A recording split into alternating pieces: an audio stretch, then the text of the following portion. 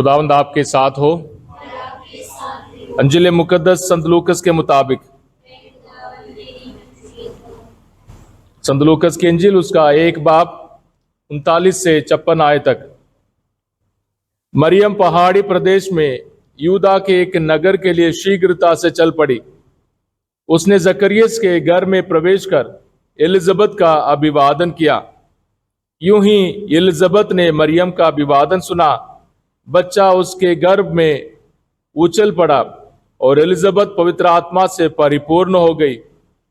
वह ऊंचे स्वर से बोल उठी, आप नारियों में धन्य हैं और धन्य है आपके गर्भ का फल। मुझे ये सौभाग्य कैसे प्राप्त हुआ कि मेरे प्रभु की माता मेरे पास आई? क्योंकि देखिए, यूं ही आपका प्रणाम मेरे कानों में पड़ा। बच्चा मेरे गर्भ में आनंद के मारे उछल पड़ा। और धन्य है आप जिन्होंने ये विश्वास किया कि प्रभु ने आपसे जो कहा वह पूरा हो जाएगा। तब मरियम बोल उठी, मेरी आत्मा प्रभु का गुणगान करती है। मेरा मन अपने मुक्तिदाता ईश्वर में आनंद मनाता है, क्योंकि उसने अपनी दासी की दीनता पर कृपा दृष्टि की है। अब से सब पीढ़ियां मुझे धन्य कहेंगी, क्योंकि सर्वशक्तिमान ने मेरे लिए महान कार्य किए हैं। पवित्र है उसका नाम। उसकी कृपा अपने श्रद्धालु भक्तों पर पीढ़ी दर पीढ़ी बनी रहती है। उसने अपना बहुबल प्रदर्शित किया है। उसने घमंडियों को तितर बितर कर दिया है। उसने शक्तिशालियों को उनके आसनों से गिरा दिया और दीनों को महान बना दिया है। उसने दरिद्रों को संपन्न किया और धनियों को खाली हाथ लौटा दिया है। इब्राहिम और के उसके वंश के प्रति अपनी चिरस्थायी दया को स्मरण कर उसने हमारे पूर्वजों के प्रति अपनी प्रतिज्ञा के अनुसार अपने दास इज़राइल की सुध ली है। लगभग 3 महीने एलिजबेथ के साथ रहकर मरियम अपने घर लौट गई। ये खुदा की पाक अंजील है। खुदावंद यीशु मसीह में प्यारे भाइयों और बहनों, आज हम सबों के लिए भारतीय होने के नाते गर्व का दिन है। हमारी आज़ादी का पर्व है, ईद है, और पूरे देश के साथ इस आज़ादी को मनाते हुए हम अपनी इस दुनियावी जिंदगी में रूहानी आज़ादी हासिल करने के लिए भी हम दुआ मांगते हैं। हमारे देश के हर एक ज़रूरतों के लिए दुआ मांगते हैं। हमारे देश की तरक्की, उन्नति और हमारे देश के हर किस्म के, हर कौम के, हर समाज के लोगों की तरक्की के लिए दुआ मांगते हैं। और खुदावंद यीशु मसीह जो हम सबों के राजा हैं, इस दुनियावी सफ़र में हम सबों को स्वर्ग के नागरिक बनने के सफ़र में हमें मदद करे। और हम सबों के लिए आज माँ मरियम आसमान में उठाई गई माँ की ईद है। यानी माँ मरियम के आसमान में उठाए जाने की ईद को मनाने का मकसद, उसका मतलब हमें समझना ज़रूरी है। तभी हम अपने आसमानी जिंदगी के बारे में गौर कर सकते हैं। हमें खुदावंद आश्वासन देता है, हम सबों को सबूत और गारंटी देता है, हम भी एक दिन स्वर्ग में उठा लिए जाएंगे। खुदावंद यीशु मसीह अपने मौत के बाद तीसरे दिन जी उठे और खुदावंद यीशु मसीह आसमान पर चढ़ गए। और माँ मरियम जिसने खुदा के बेटे को अपने गर्भ में धारण किया और इस दुनिया में लाया, उसे उसके मौत के तीसरे दिन आसमान में स्वर्गदूतों के जरिए उठा ली गई।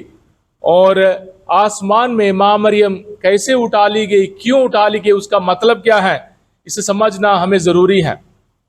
1950 में जब पोप साहब ने ऐलान किया कि माँ मरियम इस दुनिया के सफ़र को ख़त्म करने के बाद आसमान में उठा ली गई, यानी इस दुनिया में नहीं रह गई, आम इंसानों के समान इस दुनिया में दफनाई नहीं गई और इस दुनिया में सड़ नहीं गई। इसका मतलब ये था कि जो पाक है वो हमेशा की ज़िंदगी के लिए, हमेशा के उस स्वर्ग की ज़िंदगी के लिए बुलाए जाते हैं। खुदावंद यीशु मसीह के समान ही हम भी जी उठेंगे, संत पौलुस कहते हैं। और जैसे पाक वचन कहता है, कोई भी अपवित्र चीज, कोई भी गंदी चीज स्वर्ग में नहीं प्रवेश पाएगी, वैसे ही कोई भी पाक चीज इस दुनिया में नहीं रहने वाली है। माँ मरियम फजलों से भरपूर, माँ मरियम पवित्र आत्मा से भरपूर, माँ मरियम हमेशा कुंवारी, माँ मरियम हम सबों की माँ इस दुनिया के इस सफर को खत्म करने के बाद आसमान में उठा ली गई। ये हमारा ईमान है और ये ऐतिहासिक तौर पर भी हम सबों के लिए बहुत सारे सबूतों के साथ दिया जाता है। यूनान भाषा में लिखी गई अलग अलग किताबों में, शुरुआती कलीसिया में अलग अलग किताबों में, जिन्हें वो अंजील कहते थे, ये भी बताया गया दोरमित्सियों ने, यानी माँ मरियम दुनिया के इस सफर के, अपने जिस्मानी सफर के अंत में सो गई।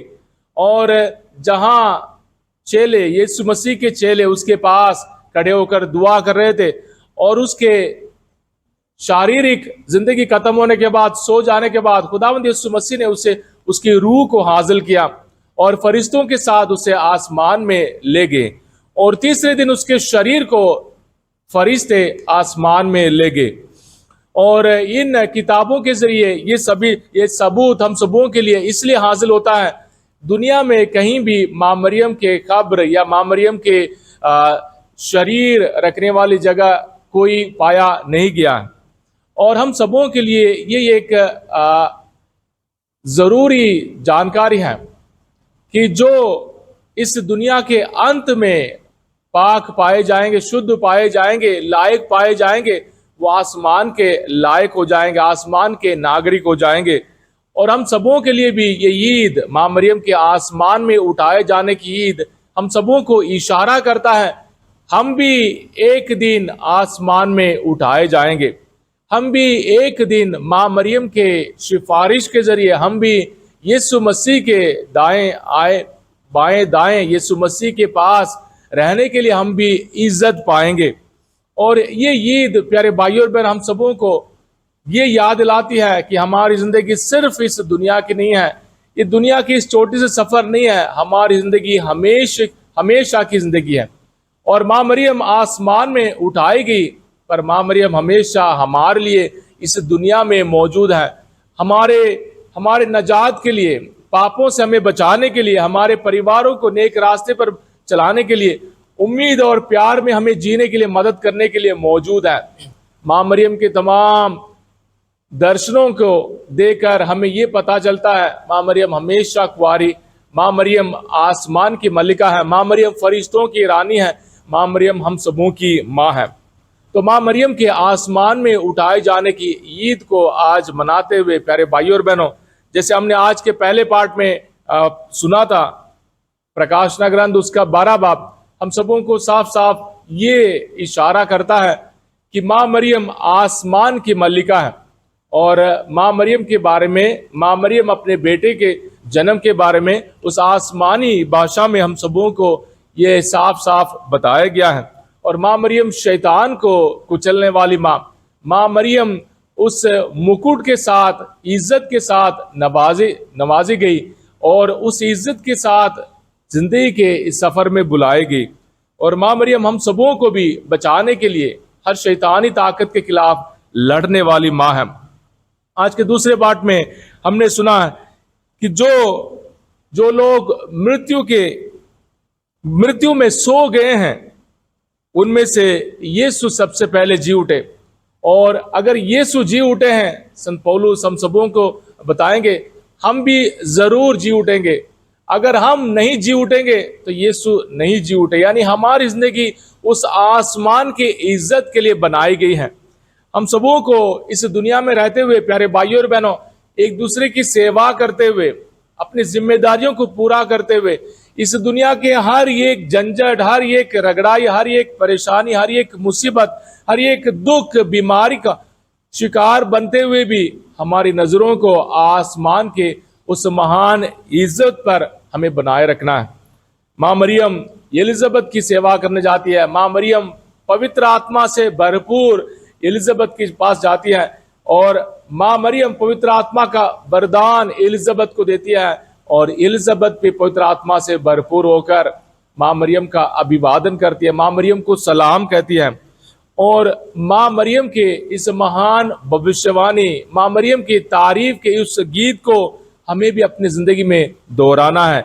मेरी आत्मा प्रभु का गुणगान करती है, मेरा मन अपने मुक्तिदाता ईश्वर में आनंद मनाता है, क्योंकि उसने अपनी दासी की दीनता पर कृपा दृष्टि की है। हमें इकरार करना है हम इस दुनिया में कुछ भी नहीं है। हमें इकरार करना है हम सब कुछ खुदा के हैं। हमें इकरार करना है कि खुदा के इशारे पर हम चलेंगे। खुदा हम सबों के लिए मुक्तिदाता बनकर हमें बचाएगा।